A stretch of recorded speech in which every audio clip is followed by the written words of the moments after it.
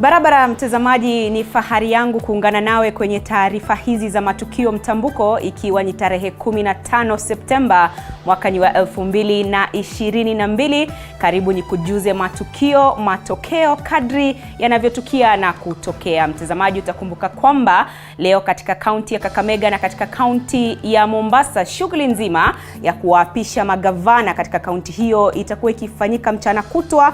Itakumbuka kwamba walipokuwa wakiapishwa magavana kutoka kaunti nyingine ya 45, magavana wa kaunti hizo mbili hawakuapishwa, kwani uchaguzi huo ulikuwa umehairishwa kutokana na hitilafu zilizoshuhudiwa wakati wa upigaji kura. Mtazamaji, tunayo taarifa hiyo na nyingine nyingi ambazo tumekuandalia kutoka vijijini, hapa mjini na vile vitongojini. Lakini kwanza kabisa tupate kuangazia baadhi ya taarifa tulizozipa kipaumbele. Mtazamaji, kwenye kiwambo chako, iwapo unaona ni kwamba shughuli nzima ya bei ya mafuta imeweza kuzua hisia mseto miongoni mwa Wakenya, na hali kadhalika Abdulswamad Nassir ambaye ndiye gavana wa kaunti ya Mombasa atakuwa akiapishwa katika kaunti hiyo, na mwanahabari wetu Patronila Goren amepiga kambi katika eneo hilo kuhakikisha kwamba unapokea taarifa hiyo na matukio hayo kadri yanavyotukia. Vilevile katika kaunti ya Kakamega, gavana mteule Fernandes Barasa atakuwa akiapishwa. Violet Auma ambaye ni mwanahabari wetu wa kaunti hiyo ya Kakamega anafuatilia taarifa hiyo. Mtazamaji, utakuwa unaipokea kadri itakavyokuwa inatukia. Vilevile mtazamaji, magavana wanakutana katika kaunti ya Mombasa na naibu rais Rigathi Gachagua atakuwa akielekea pale kwa shughuli nzima. Kwa hivyo hiyo taarifa pia utakuwa unaipokea mtazamaji. Na mwisho kabisa katika masuala ya afya ni kwamba WHO inasema kuwa mwisho wa corona unakaribia. Ni miongoni tu mwa taarifa tulizozipa kipaumbele mchana wa leo. Tuna mengi zaidi utakuwa unayapokea hapa kwenye taarifa za matukio mtambuko, lakini kwanza kabisa tupate methali ya siku.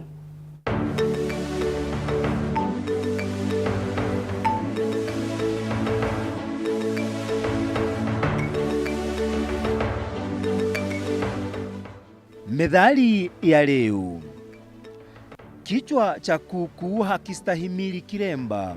Maana yake, mtu asiyekuwa na heshima hafai kamwe kuheshimiwa, kwani hata itathmini kamwe heshima hiyo. Matumizi. Hutumiwa kurejelea hadhi aliyopewa mtu akaivunja kutokana na kutojiheshimu. Methali yenye maana sawa ni kichwa cha nyoka hakibandikwi mtungi.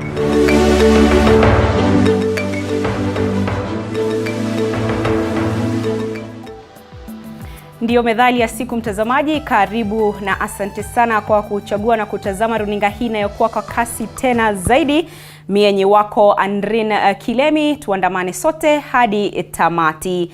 Mtazamaji, tunaanzia katika kaunti ya Mombasa ambapo magavana wanakutana na wana kikao katika kaunti hiyo, na kwa sasa Kilonzo Junior anazungumza kwenye mkutano huo. Lakini kabla hatujavuka katika sehemu hiyo, tuelekee katika upande wa pili wa kaunti hiyo ya Mombasa ambapo shughuli nzima ya kuapishwa kwa gavana wa Mombasa Abdulswamad Nassir Shariff inazidi kuendelea.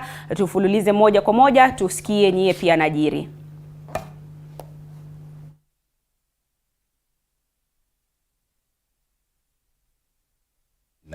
Yes. Yeah. Quite elegant. And parliamentary blue tie. This is what you call parliamentary blue. Blue. Wow. Let's listen in.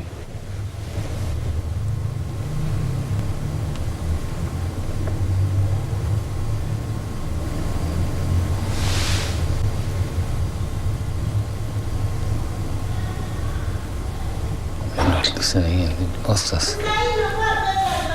The people and the Republic of Kenya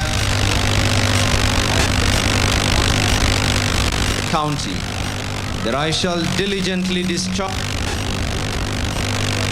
my functions in the said office, and that I will do justice to all in accordance with the Constitution and the laws of Kenya, without fear, favor, affection, or ill will. So help me God.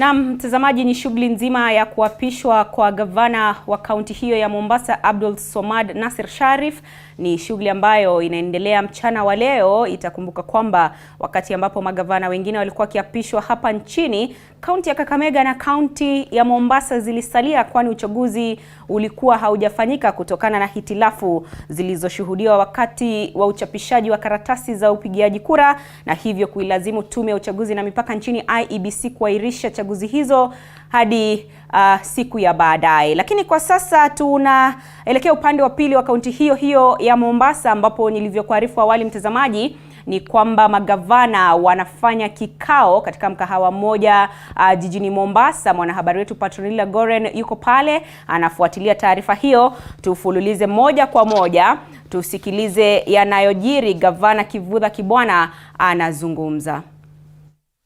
There was no such finance, so I think it will be important to examine, the policy, the laws that already have been passed, to be sure that they're implementable, to be sure that there is money to implement them, because you could have law which is not quite law, so to speak, although formally it has been passed. The fourth schedule, one has to look at the fourth schedule carefully. That is the schedule that says what county governments do. And one curious thing about it is in most of the functions, like agriculture, and certain things are itemized for agriculture, and it says including. County health services including, cultural activities including, county transport including. So I used to ask myself, what is this including? Maybe it means that there are other things that can be done, and maybe that is something for an opinion of the Supreme Court to suggest what are these things. In terms of the organs, of course, those who are present here, the governor and the governor and the deputy governor, I think counties where some good strides are made, you will find that these two top officers, and of course with the governor being the chief executive, work reasonably well together. And also with the county assemblies, without undermining the independence of the county assembly. And also the senator, who represents county interests within parliament. Those who work closely together, and they also have a way of meeting to look at the development that is happening, the programs that are happening, and all that. Of course, even for the new governors, you have found a system of administration from the sub-county, ward, village units. Most of the counties may not have done village councils, and there could be further units below even the village unit. It's important for the national administration and the county administration to work harmoniously, knowing that, of course, the administrations of two separate, distinct governments, but working harmoniously is a good idea. The County Public Service Board has its independence, and it will be responsible for recruitment of employees and other matters. Many of our counties are also now implementing the urban governance structures. I don't know for Nairobi, which had another new entity. At this point in time, that may have to be looked at, because the transfer, there was controversy about the transfer of functions from Nairobi County to another entity. But it is important that whether it is the city, whether it is the municipality, whether it's the town, that these increasingly have their autonomy. And recently in Makueni, the municipality was, by executive order, given its functions, its revenue, its staff, and that is commendable, and that's, I think, the way for most of these entities, so that even county governments think about and practice separation of powers, respecting independence of the various entities. I think in terms of, as I conclude, I was asked to speak briefly about public participation and dissolution. We attempted to dissolve the county government of Makueni. Public participation is so critical because the citizens not only want to participate when plans, whether it's CIDP, whether it is ADP, whether it is sectoral plans, policies, even employment of staff. Sometimes people would do very good interviews when I used to be a governor. And when we took their names to the citizens would, bring new evidence that somebody who had scored very high marks was not acceptable in the community. They, did very bad things within the community. So we have to be careful, again, that public participation is not cosmetic. We don't, tell people, send some ideas in WhatsApp or whatever, and many of the people may not have those facilities or don't know how to do that. So it has to be real. And public participation is not just about laws and policies and so on, but also about economic benefit, what people actually end up. And that's why in the prelude, I talked about the extent to which people will feel that their lives have been improved by the access to wealth creation. So we had a model of public participation where we were able to reach villages, about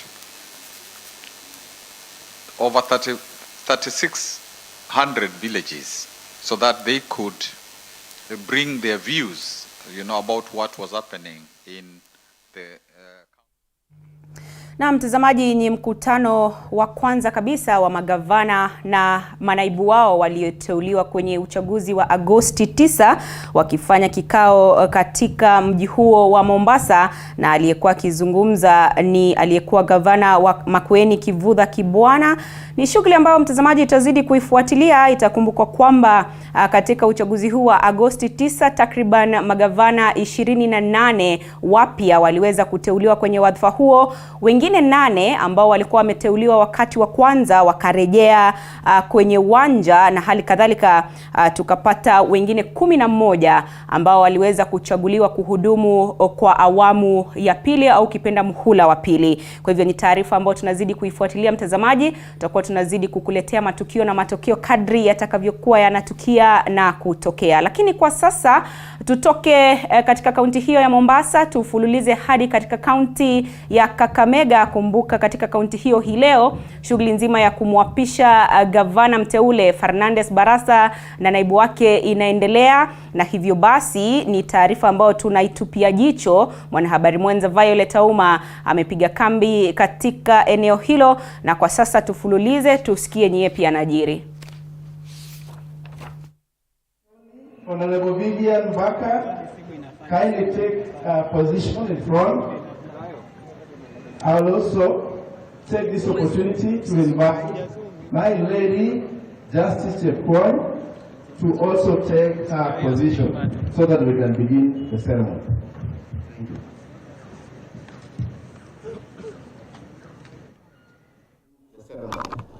Thank you.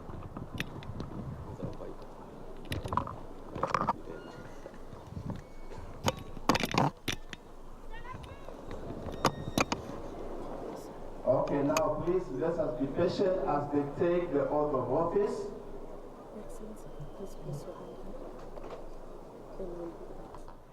Do swear that I shall always truly and diligently serve the people and the Republic of Kenya in the office of the Governor of Kakamega County.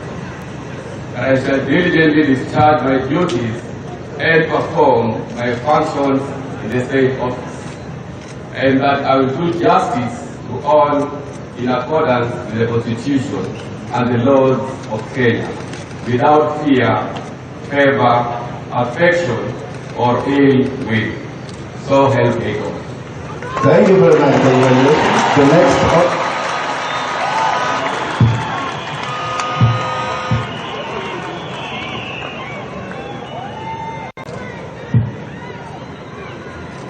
I, Fernandes Barasa, hold up national ID number 1156 3264 and box number 14268 00100 Nairobi, having been elected as the Governor of the County of Kakamega, do hereby confirm that I have read and understood the specific leadership and integrity code prescribed for state officers in the County Executive of Kakamega, and I hereby commit myself to abide by the provisions of the office.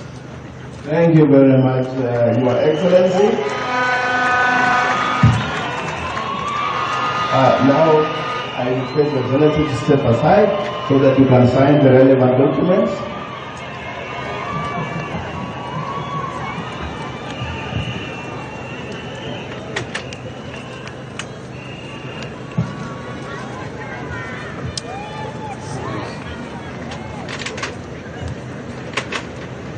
Our fourth administrator, Mr. Gilbert, are you around?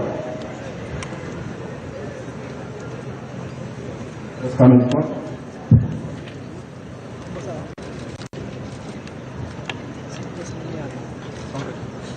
Sasa Gavana anaweka sahihi certificate ya kusema kwamba atahakikisha kwamba atahudumia watu wa Kakamega kwa uadilifu bila mapendeleo. Kwa hivyo tunamshukuru na mnaweza kupiga makofi kidogo.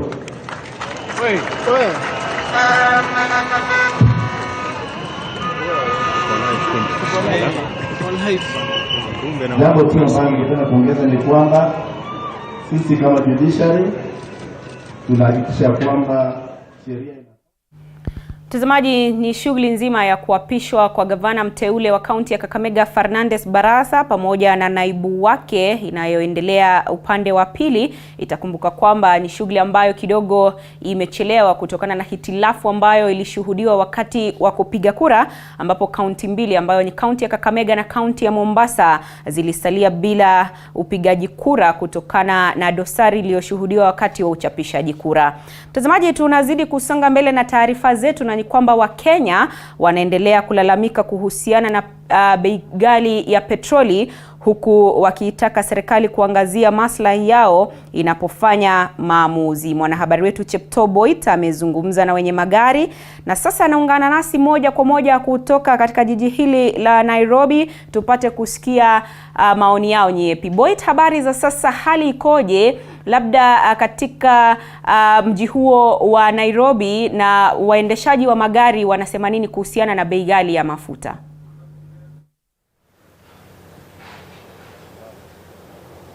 Naam, Andrin Kilemi na kupata mbashara kutoka jijini Nairobi, ambapo tumekita kambi kutoka hapo asubuhi kusikiliza tu maoni ya madereva, watu kadhaa, maabiria katika kufuatia ongezeko la mafuta. Kumbuka Wakenya watalazimika kugharamikia zaidi bei hii ya mafuta, kwamba imeongezwa, na hivi sasa tunapozungumza ni kwamba lita moja ya petroli ni shilingi 179.3, na hivyo imeongezeka kwa kwa takriban shilingi 20. Hivi sasa pia ni kwamba bei ya dizeli ni shilingi 165 na kwamba imeongezeka pia kwa takriban shilingi 25. Bei ya mafuta taa vile vile ambayo hapo awali ilikuwa ambayo hivi sasa inauzwa kwa takriban shilingi 147.4 imeongezeka kwa takriban shilingi 20. Kumbuka hapo awali mnamo Juni, mwezi wa Juni, ni kwamba bei ya mafuta ilikuwa imeongezeka kwa takriban shilingi 9 na hivi sasa tunapozungumza ni kwamba imeongezeka kwa takriban shilingi 20, na ni kwamba hii ni kufuatia amri ya Rais William Ruto kwamba ataondoa ruzuku katika bei hii ya mafuta, na ni kwamba alidokeza kwamba haisaidii, na hivi sasa tunapozungumza ni kwamba hapo awali ruzuku ambayo ilikuwa imewekwa na ambaye alikuwa waziri wa sekta hii ni kwamba serikali ilikuwa imetumia takriban shilingi milioni 144 ili kuzuia Wakenya kununua mafuta kwa bei ya juu zaidi. Hivi sasa mafuta imeongezeka na vile vile ushuru ukaongezeka kwa asilimia 8 hivi sasa, na ni kwamba Wakenya watalazimika kugharamikia zaidi. Sasa nitaungana na madereva waweza tu kunieleza hali hii inawaathiri vipi, na ni kwamba hivi sasa kwenda mbele ni kwamba je, nauli itaongezeka? Labda tu utasongea karibu na mimi, anza na jina lako na uko live hivi sasa katika runinga ya TV47. Utatueleza kwamba maoni yako ni yepi kufuatia ongezeko hili la mafuta. Asante sana. Kwa majina naitwa Martin Donga. Mimi ni driver wa Blue Line Shuttle kutoka Nairobi hadi Kakamega. Kwa kweli tumeathirika sana kwa hii sekta ya matatu. Wengi wetu wanasema kwamba wanaenda kupark gari kulingana na hali ya mafuta, hawawezi kujimudu katika maisha. Nami pia hapa niliitwa asubuhi nipeleke gari, lakini kulingana na mimi hesabu yangu haiingiani, kwa sababu nikijaribu kupiga hesabu hilo gari sidhani ikiweza kufika Kakamega kulingana na bei ya mafuta. Mimi mengi siwezi sema, ila tu naomba rais wetu atuangalie katika hiyo sekta ya mafuta, at least tujaribu kuweka chakula kwa meza, kutafutia watoto. La si hivyo naona kwamba hata kwenda shule kwa watoto itakuwa ngumu. Ni hayo tu mimi maoni yangu kwa rais wetu. Shukran sana. Labda tu nizungumze na mwingine, labda utasongea pia nawe nieleze maoni yako ni yapi kufuatia ongezeko hili la mafuta, na je, tunatarajia bei ya nauli kupanda kufikia sasa? Kwa majina naitwa Benedict Kutondo. Mimi ni dereva Blue Line Safaris Shuttle. Kwa kweli tumeathirika sana kulingana na hii bei ya mafuta. Bei ya mafuta imekuja juu sana mpaka sasa hata abiria wenyewe kupata nauli ya kugharamia kufika mwisho wa safari inakuwa ni shida. Kile kitu tungeomba rais wetu mpendwa jaribu kupunguza bei ya mafuta, kwa sababu hata vipuri vyenyewe vya gari kununua itakuwa ni shida. Saa hizi gurudumu moja ambayo sisi wenyewe tunaona inaweza kuwa nzuri kutumika kwa haya magari ya masafa marefu ni zaidi ya shilingi 12,000 na ni kadhaa hivyo, na tunaomba sana angalau tupunguziwe hiyo bei ya mafuta, ili hata biashara pia zimeenda chini kwa sababu ya hiyo bei. Ni haya tu. Shukran sana Bernard. Nizungumze na mwenzao pia hapa, nieleze tu, je, ungependa kuambia Rais William Ruto nini haswa kufuatia yeye kuondoa ruzuku katika kuongezeka ama katika sekta hii ama katika kuongezwa kwa mafuta? Kwanza majina ni Evans Wahungu. Naomba rais wetu mteule anaangalia sekta ya mafuta, arudishe ruzuku juu maisha imekuwa ngumu sana kwetu. Kwa saizi kwenda kazi imekuwa ngumu juu hakuna wasafiri, wananchi hawana pesa, hali imekuwa ngumu, hata kuweka chakula kwa meza imekuwa ngumu. Kwa hivyo tunaomba serikali yetu teule tuangalie upande wa mafuta. Hiyo tu. Umeathirika vipi labda katika gharama ya maisha? Sasa maisha imekuwa ghali juu hata gharamia chakula ni ngumu, kulipa school fee ni ngumu. Kwa mfano nimekaa hapa siku 4 sijaenda kazi, hakuna abiria. Kwa hivyo tunaomba serikali iangalie upande wa mafuta. Asante. Shukran sana Evans. Andrin Kilemi ni baadhi tu ya maoni ya madereva wa magari zinasafiri kutoka Nairobi na kuelekea tumeshuhudia zaidi ya vituo hivi mbalimbali vya petroli ambavyo vinauza petroli. Ni kwamba vingi sana havina magari na kwamba watu hawajafika kuweka mafuta katika magari yao, na ni kwamba hapo jana usiku tulishuhudia milolongo mirefu katika vituo hivi tu, kwani walikuwa wanataka kujaza gari mafuta kabla ya bei hiyo kuongezeka, na hivyo basi vituo vingine vya mafuta vilikuwa vimekataa kuuza mafuta na vingine vilikuwa vinauza, na hivyo milolongo ikawa ni mirefu sana katika vituo hivi. Kumbuka kwamba Rais William Ruto alidokeza milioni 140. Hivi sasa alidokeza kwamba akiendelea katika ruzuku hiyo ni kwamba itafikia asilimia milioni 200, na ni kwamba gharama ya juu ya maisha itaendelea kupanda zaidi katika taifa zima la Kenya, na Wakenya watalazimika kugharamikia zaidi. Kumbuka vile vile Wakenya wanaendelea kupambana na bei ya unga ambayo ni ya kupika ugali, na kumbuka kwamba ugali ndio chakula ambacho Wakenya haswa hukitegemea zaidi nchini Kenya. Hivi sasa nitakuwa tunaendelea kukita kambi katika jiji la Nairobi kuendelea kufuatilia swala hili zima la kuongezeka kwa mafuta, kusikiza tu maoni ya watu, na nitakuwa narejea tena sasa